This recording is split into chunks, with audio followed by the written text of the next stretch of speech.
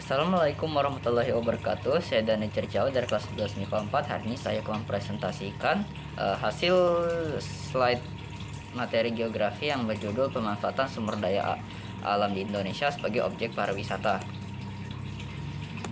Nah, untuk pengertian pariwisata sendiri, menurut Kusen tahun 2010, sumber daya wisata adalah sinonim dari daya tarik wisata yang dalam beberapa kasus tertentu menimbulkan berbagai perbedaan pendapat.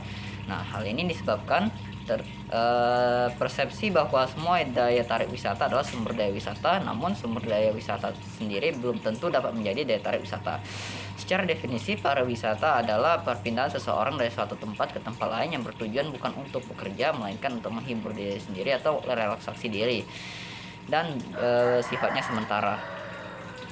Nah, ciri-ciri pariwisata itu ada 4. Yang pertama itu perpindahan bersifat sementara dan adanya niat untuk kembali ke tempat asal.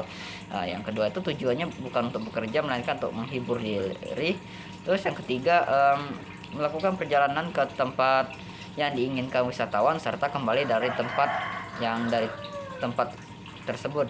Nah, terus yang terakhir, perjalanan biasanya bukan ke ke kampung halamannya wisatawan, melainkan ke tempat yang baru dan menarik untuk dikunjungi.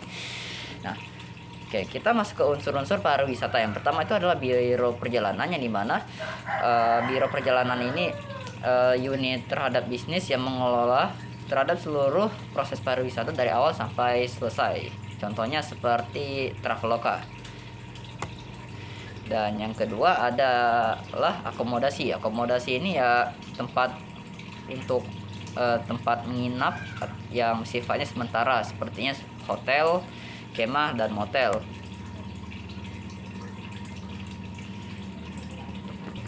Nah, yang ketiga adalah jasa boga dan restoran. Jasa boga dan restoran ini fasilitas makanan minuman yang disediakan selama perjalanan wisatawan.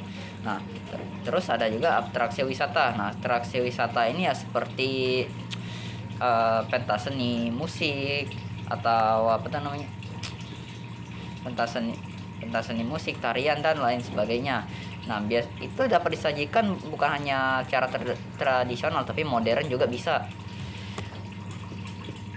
Yang kelima adalah tempat penukaran uang atau money changer. Nah, maksudnya ini ruang sebagai valuta asing ya. Jadi kalau yang kini tumbuh, dan perubahan valuta asing tidak hanya terjadi di bank, tetapi banyak perusahaan yang tersebar di tempat-tempat tersebut.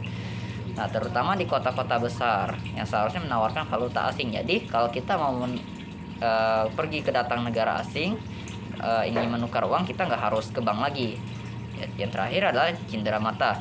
Nah, cenderamata ini ya seperti souvenir ya, maksudnya itu, atau oleh-oleh kita sebutnya. Industri ya yakni dapat menyukai berbagai pariwisata yang sangat menguntungkan, karena semua orang yang cenderung membawa pulang perjalanan souvenir biasanya berupa kerajinan lokal, atau bisa juga pakai kuliner khas lokal seperti pempek.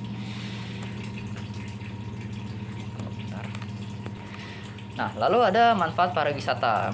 Manfaat pariwisata ini seperti kesehatan jiwa menjadi lebih baik karena telah melakukan berbagai macam aktivitas yang menyenangkan selama berlibur. Yang kedua, membuka peluang usaha bagi masyarakat setempat di sekitar tempat wisata, seperti membuka usaha pentol gitu di sekitar daerah wisata tersebut. Terus ada juga membuka lapangan kerja yang lebih besar, sehingga membantu peningkatan rakyat di sekitar wisata, seperti pemandu wisata atau fotografer dan lain-lain. Lalu ada juga menambah pemasukan suatu negara, baik dalam bentuk pajak atau oleh-oleh atau souvenir yang dibeli, dan juga pertukaran mata uang asing. Nah, terus ada juga dalam bidang fotografi, ketika seorang wisatawan memposting foto tempat pariwisata ke sosial media seperti Instagram, otomatis itu akan mengundang orang-orang lain untuk datang ke tempat wisata tersebut. Oke, baik.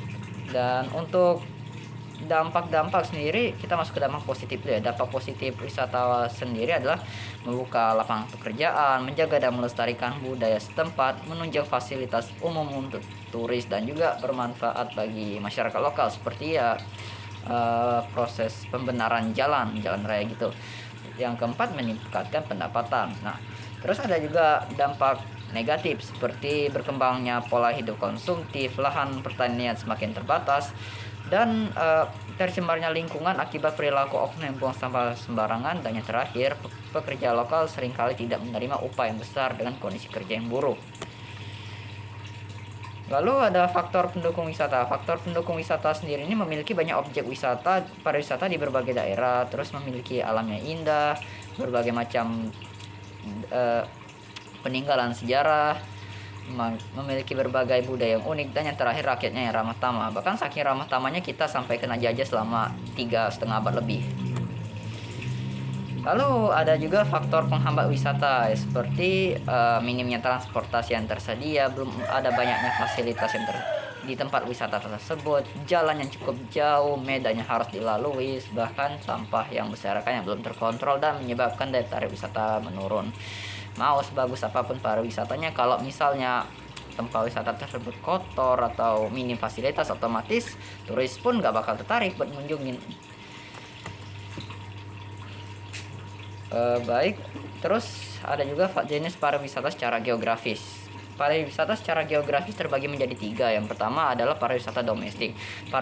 Pariwisata domestik ini menunjukkan arus wisata yang dilakukan oleh wisatawan dan penduduk asing selama bertugas dan terbatas dalam beberapa negara tertentu. Yang kedua adalah pariwisata regional. Pariwisata regional ini berkaitan dengan kepergian wisatawan terbatas pada beberapa negara yang membentuk suatu kawasan pariwisata. Dan yang terakhir adalah pariwisata internasional, yang dimana meliputi gerak wisatawan dari satu negara ke negara lain di dunia. Terus ada juga 10 destinasi pariwisata prioritas di Indonesia. Indonesia secara geografis merupakan negara kepulauan yang menyimpan potensi wisata lain yang tidak kalah cantiknya dengan Bali. Namun memang secara popularitas masih perlu didorong. Oleh karena itu, keinginan untuk memajukan perekonomian melalui pariwisata itu disambut baik oleh pemerintah, sehingga pemerintah telah memutuskan 10 destinasi prioritas pariwisata atau 10 DPP atau 10 Bali baru. Nah, kabarnya 10 daerah tersebut akan dipasangkan jaringan 5G juga. Baik, kita masuk ke daerah pertama dulu, seperti Danau Toba. Nah, Danau Toba ini terletak di Sumatera Utara yang menjadi danau vulkanik terbesar di dunia. Nah, selain menawarkan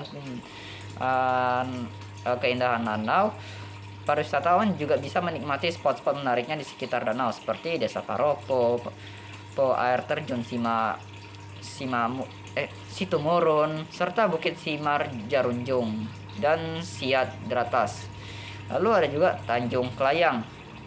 Tanjung Kelayang ini terletak di bagian utara Kepulauan Belitung. Nah, ini destinasi ini juga menyimpan banyak surga tersembunyi seperti Pulau Kepayang dengan surga bawah lautnya, Pulau Batu Belayar, hingga Pulau Lengkuas yang indah dan ikonik. Lalu ada juga Candi Borobudur yang terletak di Jawa Tengah sebagai salah satu candi Buddha terbesar di dunia dan telah banyak menarik banyak pengunjung baik lokal maupun mancanegara. Secara puas menjelajahi candi, kita juga bisa melanjutkan perjalanan mengeksplorasi di sekitar candi serta mempelajari budaya lokal di desa wisata Wanurejo.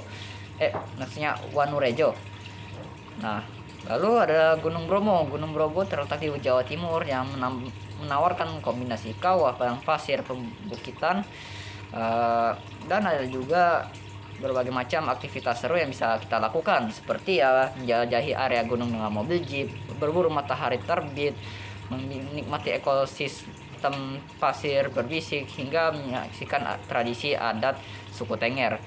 Lalu ada Likupang, Sulawesi Utara. Pesona baharinya ini bisa ditemukan di berbagai pantai yang ada di sini.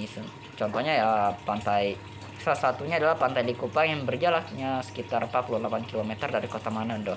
Oh ya, sedikit ngasih saran, kalau pengen ke kota Manado, kalian juga bisa mengunjunginya waktu pada bulan Desember atau pas sebelum Natal. Soalnya itu vibes-nya di kota Manado waktu hari Natal itu berasa kayak di luar negeri. Jadi cocok buat Anda yang pengen keluar negeri tapi budgetnya kurang cukup. Oke. Lalu kita masuk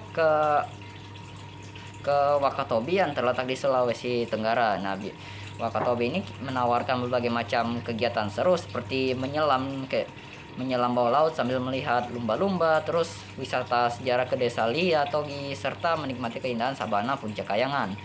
Lalu ada Mandalika yang terletak di NTB atau Nusa Tenggara Barat, ya memiliki banyak sekali atraksi wisata, khususnya pantai-pantai eksotis. Wisatawan akan dimanjakan oleh pantai Mauyun dengan hamparan pasir putih memanjakan mata. Lalu ada Labuan Bajo yang terletak di NTT atau Nusa Tenggara Timur, atau dikenal juga sebagai gerbang menuju Taman Nasional Komodo.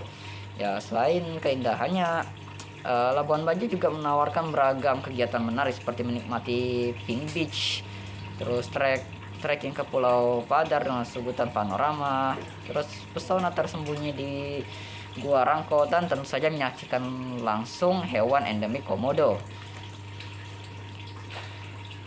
Lalu ada juga Morotai yang terletak di Maluku Utara yang menyimpan keanekaragaman spesies ikan dari terumbu karang serta pulau-pulau dengan pantai yang elok untuk pengalaman wisata bahari lengkap.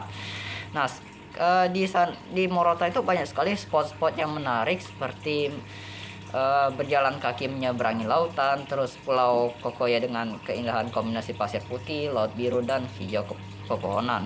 Dan yang terakhir tentunya adalah Raja Ampat. Nah, Raja Ampat ini terletak di Papua Barat dan merupakan destinasi wisata yang andalan yang banyak diserbu wisatawan domestik maupun mancanegara karena keindahannya ditawarkannya. Nah, gugusan 4 pulau besar yang dikelilingi banyak pulau kecil lainnya ini terletak di Kabupaten Raja Ampat, Papua Barat. Para wisatawan bisa menemukan banyak destinasi wisata dan resor-resor mewah.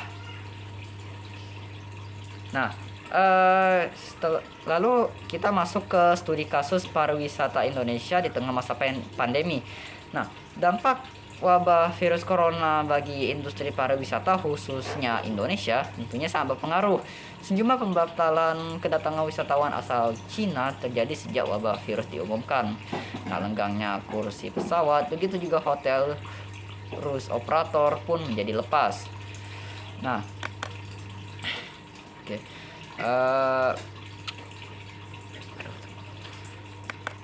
Nah, realisasi kunjungan wisatawan di mancanegara selama 2019 mencapai 16,3 juta dari target 18 juta. Nah, dari total kunjungan itu sebanyak 12% wisatawan berasal dari Tiongkok atau setara dengan 1,5 juta orang. Di sektor pariwisata, kunjungan wisatawan Tiongkok saat ini jumlahnya terbesar. Terbesar kedua diperkirakan menurun. Begitu pula pada sektor investasi dan perdagangan. Dalam beberapa tahun terakhir, nilai investasi Tiongkok terus meningkat, bahkan menjadi terbesar kedua pada tahun 2019. Di sektor perdagangan, Tiongkok merupakan mitra terbesar di Indonesia. Nah, oleh karena itu, pemerintah telah menyiapkan 3 strategi untuk mengantisipasi penurunan kinerja pariwisata. Ya, pertama mendorong wisata domestik, kedua mengalihkan rute penerbangan Tiongkok menjadi rute dalam negeri, ketiga mempromosikan alternatif tujuan pariwisata. Ya, selain itu, pemerintah juga memberikan insentif pada sektor pariwisata sebesar 298 miliar yang semoga saja nggak bakal dikorup uangnya. Uang tersebut diharapkan memberikan dampak untuk mengakselerasi wisatawan dengan target sebesar 736.000 yang difokuskan ke ke pasar-pasar lain selain Cina, yaitu di negara seperti Australia, Amerika, dan Eropa. Baik, sekian itu saja presentasi dari saya. Mohon maaf apabila ada salah. Saya akhiri. Saya Dani Cirjawa. Wabillahi taufiq wal hidayah. Wassalamualaikum warahmatullahi wabarakatuh.